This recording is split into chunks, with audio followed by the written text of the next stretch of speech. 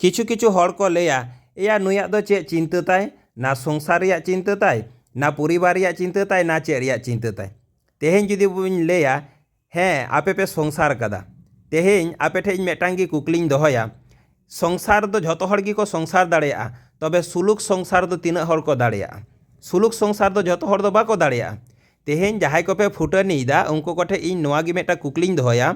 तेहें आम बाबा हासारेम चाषदा आम बाबा बेना ओड़ा रेम ताहेन कना आम बाबा खरच खर्चाते बहुम अगू कादिया निजेरा योग्यता ते दो बाबू चे एम चिकाव कदा शुधु बारिया गिद्रे रेन आपातेम होई कना आर चे एम चिकाव कदा ओना हो घाने घाने पौरा न्यू अगू कते एम ओड़ा रेम खपरिया निजेरेन आयो बाबा जहाय जन्म एमा मिया उनी साव हो ठीक ठाक मने मिलन बनु तमा नुआ दो शुधु संसार गे को लेया बाबू सुलुक संसार दो बाको लेया सुलुक संसार दो उन रेगी को लेया जखन निजेरा सपरिवार गिदर पिदर एरा उरु आयो बाबा नायते नापायते सुलुक रेम ताहेना नुआ को लेया सुलुक संसार दो बुझाव और नुआ सुलुक संसार लगी ते दो